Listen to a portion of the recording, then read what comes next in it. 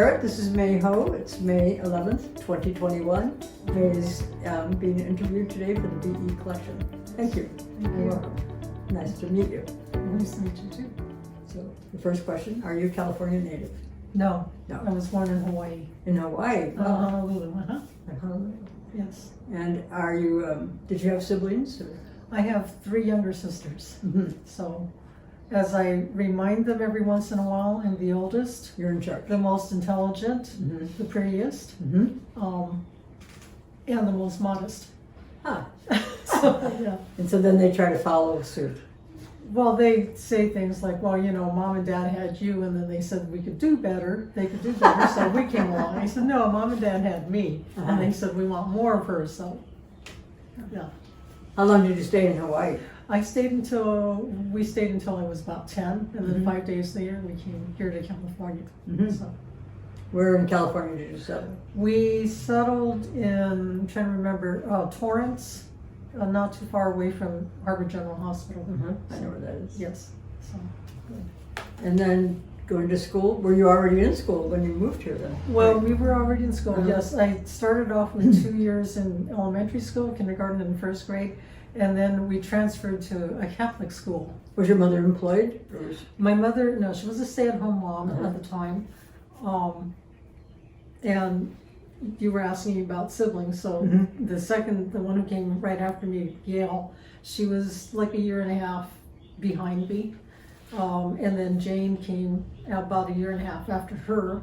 And then Joan was 6 years after Jane. What kind of work did your father do? My dad was a letter carrier for the post office, Gardena Post Office. Okay. And he had been a letter carrier in Hawaii. So we moved from Hawaii because mom wanted to have better educational opportunities for us. And so dad had to write to different post offices to see if they could if they could offer him a position. Uh-huh. And the Gardena Post Office had one for him. So after high school, did you continue your education? Yes, actually, my mom was pretty upset because I had applied to go to UCLA, Mm-hmm. and I was offered a scholarship. But my mom, by that time, I'd already wanted to enter the convent. Uh-huh. So my mom had told me, okay, when you graduate from high school, you can go To the convent. to the convent. So I'm like, okay, cool. Well, I You go to ended up, UCLA. excuse me? How could you go to UCLA? Yeah, and go, exactly, right, uh-huh. exactly, because that's where my heart was, just going to the convent. And it ended up that I ended up graduating a semester earlier. And so it was my mom who was smart, not me. And What was her education? she had been born and raised in Hong Kong, Mm-hmm. and during World War II, she was the second of 7 children. And during World War II, their family had to leave their home in Hong Kong. They were actually a very wealthy family, and so the Japanese took over Hong Kong, and they liked their house, which overlooked the water, so they co-opted that as their headquarters. Really? Wow. Yeah. Now, my grandfather at the time was already an American citizen, so he went to the American embassy, the closest American embassy, and to offer his services as a translator. So my grandmother and the 7 kids went to one of their country homes. But so mom's education after World War II, she ended up finishing high school and then started nursing school in Hong Kong. And she says she was 6 months away from graduating, and my grandfather got hold of her and said, I'm going back to Hawaii. You're going to come with me. We're going to work, because they had lost everything. We're going to work and bring the rest of the family over. So she came with them to Hawaii, and that's what they did. I'm trying to remember what, okay. Oh, you're talking So- about your mother's education? Yes, so when we were in high school, okay, she went back to high school and then eventually junior college and got her RN. And so she worked as an RN at Harbor General Hospital in the neonatal unit, and ended up being head nurse there for quite a number of years.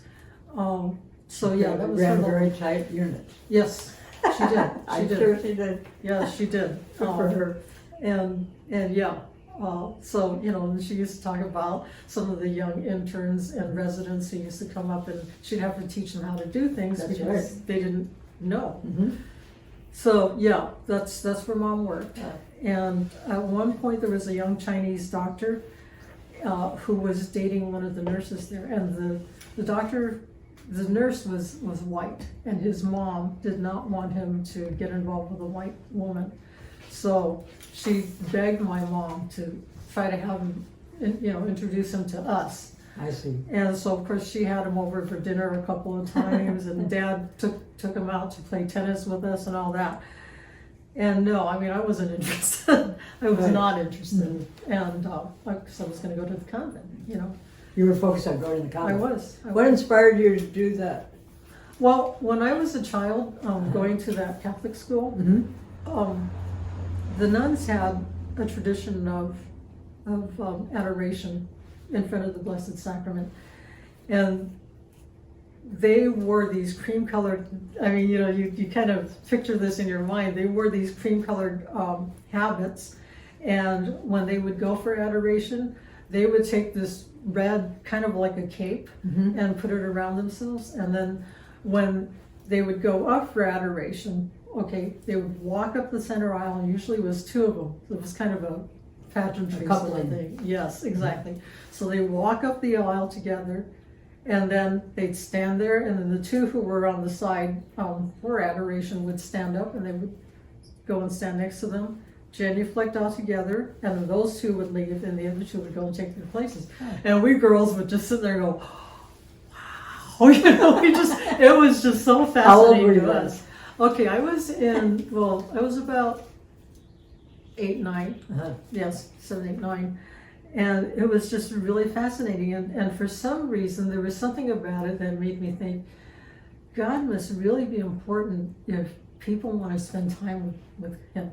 Really? Yeah. And you thought that at 8 or 9? Yeah. I remember Very that. interesting. And I wasn't the only one. A couple Right. of us girls would try to get into the chapel during recess to see this happen, Mm-hmm.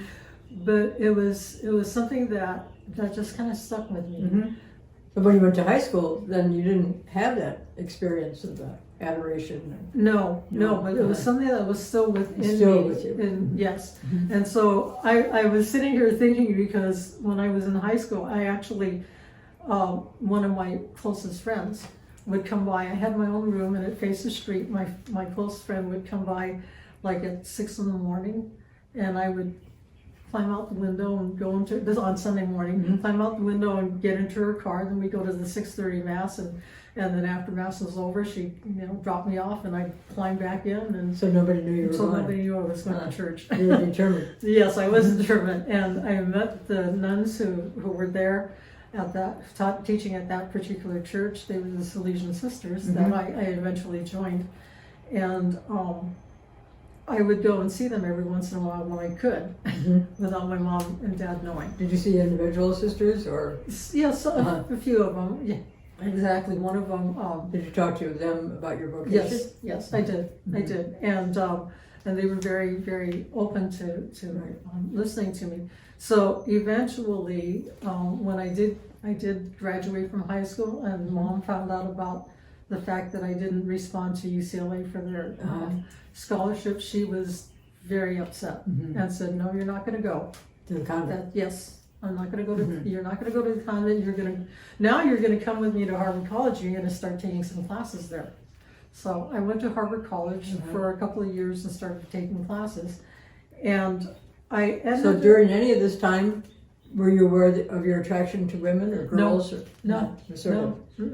No, because Just mainly focused on God and that on direction. God and see how I could get over to joining the Salesians. Okay. That was just off my radar. That's fine. I never. No, well, I I'm had. just curious. Right? No. I understand, and I mean, I had boyfriends in high school. Because everybody, not Had everybody, boyfriends. they were supposed to have boyfriends. Right, that's yes, right. exactly. So it was kind of off my radar. I hadn't really thought of that. Eventually, what had happened was I ended up being accepted in the nursing program, and I could not continue it because I failed a class that I needed to pass, and Mom was so mad at me at that point. She says, just go ahead. So I Meaning said, go to the okay, convent. go to the convent. So I said, okay. So I did. I went to the convent, joined the sisters, and it was in New Jersey. So I was That was there. a long trip. It was a long trip. And I mean, I cleaned out my $300 bank account to get the ticket that I needed to get there, and to, you know, give them as much money as I possibly could. Did they help you with paying for any of the transportation? No, It's all up to you. it was all up to me. And then I went. I left. Stayed with them for 11 years. That's a long time. It's a long time. I remember my superior at the time had been my novice mistress, and so she was like, you know, there's really nothing wrong with you taking your final vow. I said, you know, I feel, because all that time I had been told and told and told and told how I needed to do this, I needed to change that, nothing that I did was ever good enough. Really? And that was by a novice mistress, or? It was by the superiors, some of the superiors Really? that I had, yeah. And You think that they were reasonable in their, now that you can look back on it? well, I think they needed to be human. Excuse me for saying that, but they needed to be human to their community members, and I'm saying that because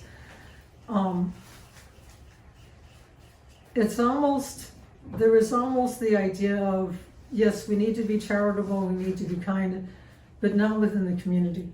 It didn't transfer It didn't into transfer, the no, family, you're so to right. speak. Exactly. So It must have been difficult. You have a lot of integrity. it was I it was feel that. hard. Yeah. Thank you. It was really hard because I was really serious about. I know, I could tell that. I think that's my default button, but I was really, really serious about following Jesus, following God. I was really serious about trying to be as good a person as I possibly could be. And so now I'm telling her I'm not going to make my final vows. I'm leaving because I said I don't think that I'm a fervent religious, and I don't want to be a mediocre one. So Of course, you've been being told all that. yes, yeah, Right. yeah. I mean, now I can look back Right, and see exactly. that, but at the time I It's couldn't. sad, isn't it? So Did you she- make friendships in the community? Yes, Did but you know any lesbians in the community, other sisters? if they were lesbians, we didn't know. You didn't notice it? No, but a couple weeks before I did end up leaving, one of the nuns that who lived in my community, she was a couple years younger than me. We worked together in the same school, and so one day we walked home from school, and she said, "You know, I need to say something to you." So I said, "Okay." She said, "Remember that Sister Superior changed our places in chapel just after Easter?" I said, "Yes." And she said, "And remember that maybe a week later," she said, I changed places with someone else later, and I was in the same pew that you were in, but on the other end." I said, "Yeah, I remember that." She said, "Do you know why?" I said, "No, I didn't." She said, "Because I went to Sister Superior and I told her that, especially with you in front of me," because she was sitting behind me, she said, "Especially with you in front of me, I couldn't do anything but think about you." I said, "Oh." And You didn't know what to do with I it? didn't know what Yeah. to do with that. So she said, "But I told Sister Superior that, and I told her, can you please tell Sister May to tone it down?" I said, "Tone what down?" And and our superior said to her, "I can't say anything to her if she hasn't said anything to me." And I said, "I have nothing to say." You know? Wasn't your experience at all? No, it wasn't. Did you like the students and the teaching part of it? Oh, I loved it. Yes, I did. What did you teach? Elementary school. Uh-huh. And I think one of the experiences that really came home to me is one of the sisters who was in my group who had made the same decision as I did to wait To another leave? year. Oh, I No, see. she didn't. I don't think she left, but she made the same decision I did to wait a year. And so one day we were talking, and she said, I do want you to know, because she taught at the high school, the sisters' high school. She said, I was giving an assignment to my class. It was an all-girl high school. I was giving an assignment to my class, and I told the girls, I want you to think of one person, one teacher you've had who reminds you of Jesus. Mm-hmm. And so then she says immediately, some of the girls started whispering among themselves, Sister May, Sister May, Sister May. Really? Yeah. And so she said, who is this Sister May? And so they said, oh, she was our 4th grade teacher. And we really, really liked her. They were in high school, they just carried it on. Yeah. But I really enjoyed teaching, and I enjoyed being with the kids. And I think I never really ran my classes the way they would have wanted me to run it, very, very strictly and all that. Because, when I was teaching, you'd better be quiet, because I'm teaching. But when you're doing seat work, if you want to talk to each other, fine, because you guys can teach each other. So I ended up going to the Benedictines, and they're mainly based in Missouri. So I ended up going there. Now, this is a group it's a contemplative group, but they're not strictly cloistered, and they're not as strict as far as habits are concerned. So it just. So how do you center yourself now in your life now? Do you use some of that? No, I don't, because I've kind of come away from that, and I'm not exactly sure why, but I have. Just not at this time anyway. Yes, right, exactly. So totally, how long were you in various 21 communities? years. 21 years. 21 years. Yeah, Wow. a good chunk of my adult life. Right. So then you came out, and where'd you go? Well, I thought, okay, there's nothing I can really do. I need to think about retirement, because I'm like in my 40s at this point. I need to think about retirement. So Did you accumulate any no benefits? No, the church does not support that. No. So they talk a good talk about social justice, but anyway, enough said on that. And so I started. Are you still practicing Catholic? No, not really. Okay. Yeah, I understand that. yeah. So I started thinking about getting a master's in something. So education wasn't offered to you. Advanced education wasn't part of the. I did get my bachelor's in elementary education in New Jersey with the Salesians. Yes. And if the order had seen fit to do that, they would have offered me the opportunity to get a master's in theology of some sort. But they didn't. They didn't do that because they hadn't made final vows. So. So when you left, did you find an apartment to live in? Or? Yes, I lived with my mom and dad for a while. I see. Yes, that was good. Until I found a job where I could support myself. So how was your mother in support of this? Actually, my mom and dad were really, really good. Wonderful. about supporting me. As a matter of fact, and I forgot about this, when I first went to the convent, my mom said, I would rather find out my daughter was pregnant, because I think she had an inkling at that point that I was a lesbian. It wasn't going to work. Yeah. And I was clueless. I'm sorry, but I was. So no, you don't have to apologize. Just where you were at in your own development. Yes.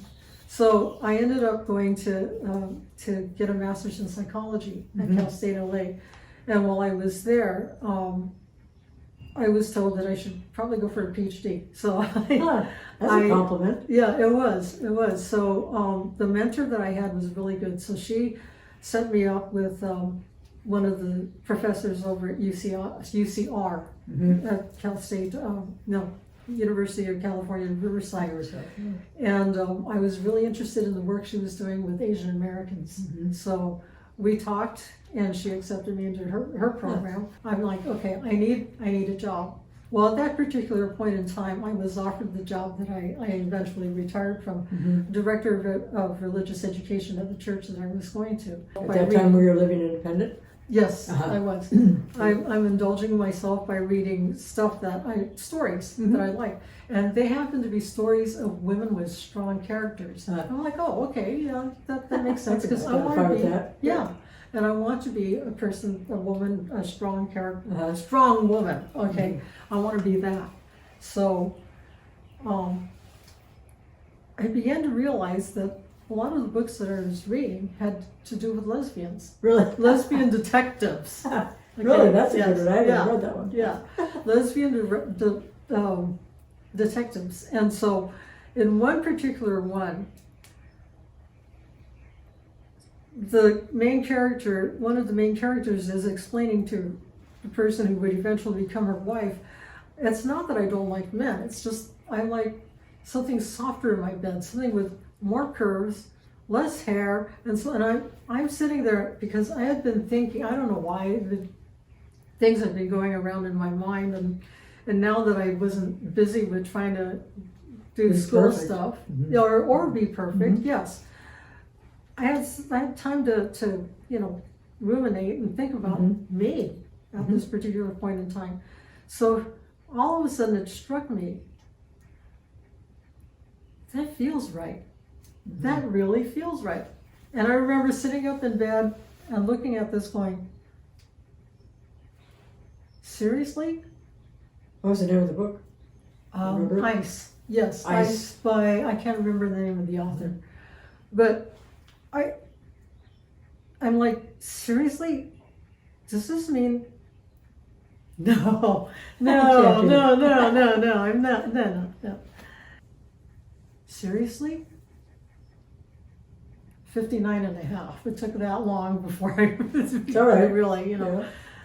seriously? And then I began to think back. When I was in junior high school, there were a couple of girls in my classes that I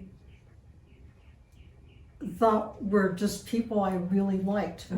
Girls that Nice were people. nice people. Fun. Yes, fun, and yes, we got along well, and all this, and so I began to see it for what it was. I'm going, oh my God, I really liked her. I really liked her. more than that. Now I'm beginning to understand. And Did you have anyone to talk to about it? no, not No. at the time, not at the time. And so I thought, okay, I gotta do something. So I looked on the internet to see if I could find groups that I could. That was a good idea. Well, it's the only thing I could think of. They didn't know who I was from Adam, and so there were a couple of women who came and talked to me afterwards. And then maybe a couple months later, I got up enough courage to go talk to one of the women who said she had just come out like 5 years before. That was good. Yes, it was. And she told me straight out, she said, May, one thing, you need to go after the meetings, because some of the women would meet at a coffee place. Right. So she said, after the meetings, you need to go out and join that group. I said, okay. She said, second of all, be very aware of the fact that some of the women here don't like us. I said, what do you mean?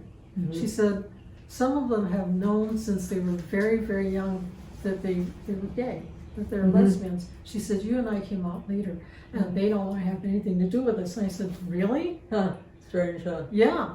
And then she said, and be very careful. Don't talk about gay men, because some of the women here don't like gay men. I said, are you kidding me? More rules. Yeah. You thought you left that. Yeah, I thought I had left that. And I mean, my whole thing has always been, I'm accepting you as you are, where you are. Every person has a story, and it's beautiful. Whatever the story is, it's beautiful. So I don't have a right to condemn you for your story, And so, I'm like, okay, I'm 59 and a half, and I didn't realize I was gay until now, But as one of our friends, Cheryl's a lawyer, as one of my friends said, she says, it was never on my radar. Eventually, coming to the knowledge of who I am. And once I got past the being scared about it and all that, it was very freeing. So what's your life like today, now that you're out? Well, now that I'm out, and I can be out because I retired last year from working as a director of religious education in church. And I'm living with Donna, okay? Right. And it's free. It's very free. So if you knew that you were going to What is your legacy? If you were going to die soon, what would you like people to remember about you? Okay, I would like to be remembered Good. for treasuring each person That's right. as he or she is. With everything that they've gone through, he or she has gone through, because each individual has their own story. Exactly. So thank you for doing this. Oh, you're welcome. Yeah. And I want to give you these flowers Oh from my us. gosh, those are beautiful. Thank you. And thank you. Oh, And I thank you. appreciate meeting you. Thank you. I appreciate your asking me.